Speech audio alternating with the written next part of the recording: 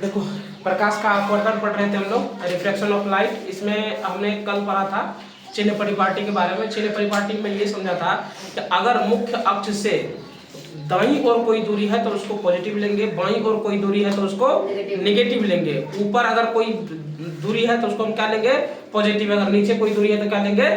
Negative लेंगे। ये मुख्य अक्ष से, ठीक है। प्रकाश मतलब चिन्ह परिपाटी के अनुसार से हम जितना भी दूरी लेंस में मापते हैं वो सब कहां से मापते हैं? प्रकाश केंद्र से मापते हैं, ठीक है। तो उम्मीद है तुम लोगों को ये समझ में आ गया होगा चिन्ह परिपाटी क्या होता है। चलो अब थोड़ा सा आगे बढ़ते हैं और जानते हैं लेंस सूत्र के कुछ मुख्य पॉइंट के बारे में, ठीक है। लेंस फार्मूला के बारे में कुछ मुख्य पॉइंट जो होते हैं उसके बारे में समझ लेते हैं। जैसे लेंस, जैसे वस्तु की दूरी क्या होती है, प्रतिबिंब की दूरी क्या होती है, फोकस दूरी क्या होती है, ठीक है, आवर्धन क्या होती है, आवर्धन क्षमता क्या होती है, ये सब चीजों के बारे में आज हम लोग समझने की कोशिश करेंगे, ठीक है। लेकिन उससे पहले क्योंकि हम कल जाकर के तुम लोगों को लेंस सूत्र बताएंगे, तो इसके लिए तुम लोगों के लिए जरूरी है कि सबसे पहले ये चीज तुम लोगों को पता होना चाहिए कि वस्तु की दूरी क्या होती है, प्रतिबिंब की दूरी क्या होती है, फोकस दूरी क्या होती है और आवर्धन क्या होती है, ठीक है। तो चलो अब शुरू करते हैं और साथ में बात करते हैं। इससे पहले इस फिगर को ध्यान से देखो, जिस प्रकार से हमने फिगर बनाया है। यहाँ पर तुमको बस इसलिए फिगर बनाया गया है ताकि तुमको समझ में आए कि वस्तु की दूरी क्या है, प्रतिबिंब की दूरी क्या है और फोकस दूरी क्या है। फिगर से जल्दी समझ में आएगा। जैसे देखो, हम क्या बोल रहे थे कि प्रकाश केंद्र ये है ना, ये हमारा प्रकाश केंद्र है ना। कोई भी दूरी अगर लेंस में मापना हो तो हम कहां से मापेंगे? प्रकाश केंद्र से मापेंगे, है ना। तो अब देखो, समझो बात को। यहाँ पे क्या लिखे? सबसे पहला वस्तु की दूरी या वस्तु की दूरी को ही हम लोग बिंब की दूरी भी कहते हैं। इसको इंग्लिश में हम लोग बोलते हैं ऑब्जेक्ट डिस्टेंस। क्या बोलते हैं? ऑब्जेक्ट डिस्टेंस बोलते हैं। तो चलो समझते हैं ये ऑब्जेक्ट डिस्टेंस होता क्या है।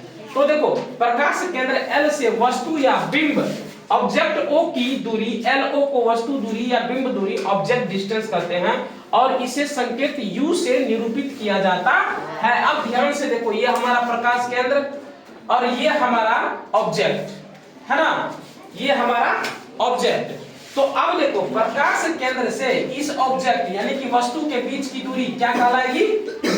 वस्तु दूरी या बिंब दूरी कहलाएगी, जिसको हम लोग किसी से निरूपित किया है? U से। ध्यान से देखो, किया है ना। तो इस प्रकाश केंद्र से वस्तु के बीच की दूरी को हम लोग किसी से डिफाइन किया है? U से निरूपित किए हैं। अब आगे आता है प्रतिबिंब दूरी यानी कि इमेज डिस्टेंस क्या होता है। तो इमेज डिस्टेंस को समझते हैं। अब देखो, इसमें क्या कहता है कि प्रकाश केंद्र L से, ये हमारा प्रकाश केंद्र है, ठीक है। प्रतिबिंब I की दूरी, प्रतिबिंब का हमारा यहाँ पे ये I है ना, ये 1 नहीं है, ये I ही है ना। तो प्रकाश केंद्र L से प्रतिबिंब I के दूरी Li को, मतलब इन दोनों के बीच की दूरी यानी कि Li को हम लोग क्या कहते हैं? प्रतिबिंब की दूरी कहते हैं या प्रतिबिंब दूरी कहते हैं। और इसे हम लोग किससे निरूपित करते हैं? V से निरूपित करते हैं।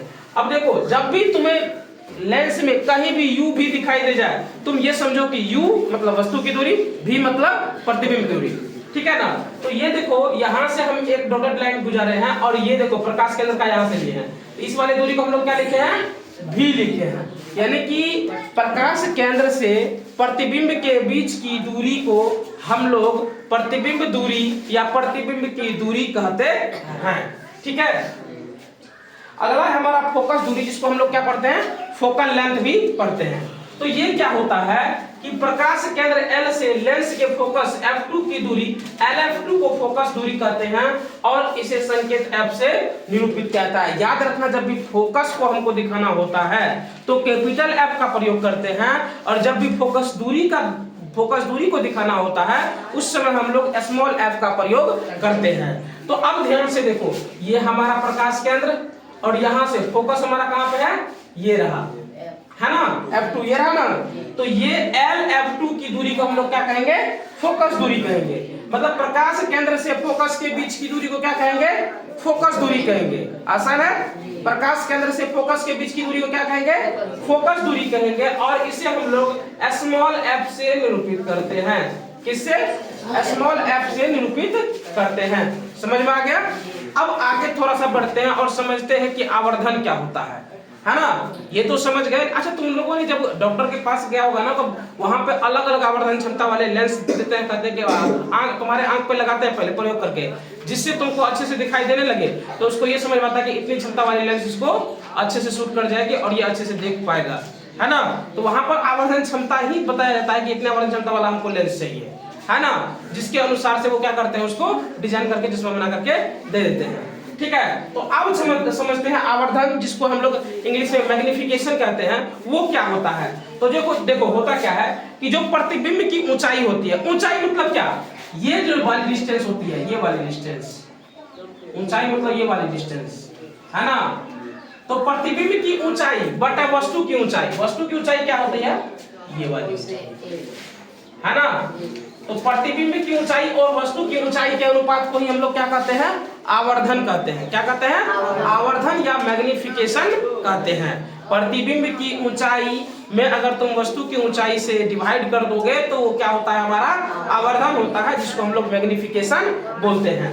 अब देखो यही चीज लिखे हैं, प्रतिबिंब की ऊंचाई और वस्तु की ऊंचाई यानी कि इमेज डिस्टेंस और ऑब्जेक्ट डिस्टेंस के अनुपात को हम लोग क्या कहते हैं, आवर्धन कहते हैं। और आवर्धन को हम m से निरूपित करते हैं, किससे, m से, कैपिटल नहीं, स्मॉल m, समझे बात को, स्मॉल m से निरूपित करते हैं। इसलिए देखो यहाँ पर लिखे हैं m बराबर प्रतिबिंब की ऊंचाई बटा वस्तु की ऊंचाई। अब प्रतिबिंब की ऊंचाई को हम लोग h डैश से दिखाते हैं, किससे, h डैश से, और वस्तु की ऊंचाई को h से दिखाते हैं, किससे दिखाते हैं, h से दिखाते हैं। ठीक है, तो इसको लिख सकते हैं कि h डैश बटा h, यानी कि प्रतिबिंब की ऊंचाई h डैश हो गया, वस्तु की ऊंचाई h हो गया, लिख सकते हैं, कोई दिक्कत नहीं है। तो यहाँ तक उम्मीद है तुम लोगों को समझ में आ गया होगा। अब आगे समझते हैं कि आप मतलब एक और होता है m बराबर v बटा u लिखते हैं लेंस में, तो वो कैसे लिखते हैं। तो देखो सिंपल सी बात है, यहाँ पर त्रिभुज ALO और A डैश LI को ध्यान से देखो। सबसे पहले देखो ये वाला त्रिभुज ALO, ध्यान से देखिए, ये वाली त्रिभुज की बात कर रहा हूं मैं, ये वाली, ये ALO, इसको देखो। और इधर अगर तुम देखोगे तो इधर देखो ILA डैश, यानी कि A डैश LI, कुछ भी तुमको सही लगे, A डैश LI, मतलब ये वाली त्रिभुज की मैं बात कर रहा हूँ। ठीक है, ये वाली त्रिभुज की मैं बात कर रहा हूँ। तो ये दोनों क्या है, समरूप है। क्या है, समरूप है। इसलिए क्या हो जाएगा, IA डैश, मतलब देखो इसमें क्या होता है कि आधार लंब बटे आधार, इसका लंब बटे आधार इसके लंब बटे आधार के बराबर होगा, क्योंकि त्रिभुज समरूप है। तो इसका लंब बटे आधार और इसके लंब बटे आधार क्या होगा, समरूप होगा। लेकिन इसमें क्या क्या है कि लंब हम डायरेक्टली लिख दिए हैं, लंब बटे लंब बराबर आधार बटे आधार। तो ये थोड़ा सा तुम लोग अपने से समझोगे। तो यहाँ पर देखो जैसे कि हम क्या लिखे हैं, IA डैश, ये लंब हुआ ना, बटे OA, देखो ये भी लंब हुआ ना, तो लंब बटा लंब लिखे है ना। जबकि इसको लिखना हमको क्या चाहिए, IA डैश, यहाँ ध्यान से देखो, यहाँ ध्यान से देखो, IA डैश बटे आधार क्या है इसका, LI है ना, LI बराबर इसका लंब क्या होगा, OA होगा ना, OA बटे इसका आधार क्या हो जाएगा, OL। ठीक है ना। अब इसको कोना कोनी अगर तुम मल्टीप्लाई कर दोगे तो ये क्या हो जाएगा, IA डैश बटा क्या हो जाएगा, OA हो जाएगा ना। इसको यहाँ पे ले आए और इसको यहाँ पे भेज देंगे तो क्या हो जाएगा, LI बटा OL या LO लिखो, उससे कोई फर्क नहीं पड़ता। ठीक है, समझ में आ गया ये कैसे लिखे हैं, समझ में आ गया। अब आगे देखो, OA क्या है हमारा, ये है वस्तु की ऊंचाई, और यहाँ पर IA डैश क्या है हमारा, प्रतिबिंब की ऊंचाई। यहाँ पर लिख दिया देखो, OA बराबर प्लस H वस्तु की ऊंचाई, IA डैश बराबर माइनस H डैश, ये क्या है, प्रतिबिंब की ऊंचाई। अब LO क्या है सर, तो ये देखो LO, ये क्या है, वस्तु दूरी, जिसको हम लोग U से निरूपित करते हैं, ठीक है ना। LO माइनस U लिखे हैं, माइनस क्यों लिखे हैं, क्योंकि ये प्रकाश केंद्र से क्या है, बाईं ओर है, किधर है, बाईं ओर है, इसलिए इसको क्या लिखे हैं, माइनस U लिखे हैं। तो LO क्या हमारा, वस्तु की दूरी है, और LI हमारा प्लस भी, LI प्लस भी क्यों लिखे हैं, क्योंकि ये प्रकाश केंद्र से दाईं ओर है ना। तो ये क्या हो गया, प्लस भी हो गया। तो ठीक है, ये हमारा क्या हो गया, प्रतिबिंब की दूरी हो गया। तो अब देखो, अब इन सबको, इसको समीकरण 1 हम माने थे ना, तो इन सभी मानों को हम समीकरण 1 में जब रखेंगे तब क्या होगा? तो देखो आई ए डैश बटा ओ ए, आई ए डैश हमारा कितना है, यहाँ पर ध्यान से देखो, माइनस एच डैश लिखे, माइनस एच डैश। उसके बाद हमारा बटा क्या है, ओ ए देखो ध्यान से, प्लस एच है, हम प्लस एच लिख दिए, बराबर देखो एल आई हमारा क्या है, प्लस बी, प्रतिबिंब की दूरी, प्लस बी लिखे यहाँ पे। उसके बाद एल ओ माइनस यू लिख दिए एज इट इज, कोई दिक्कत? अब बराबर के इस साइड माइनस है, इस साइड भी माइनस है, तो माइनस माइनस कैंसिल हो सकता है ना, तो इसलिए हम क्या लिखे हैं, एच डैश बटा एच बराबर वी बटा यू।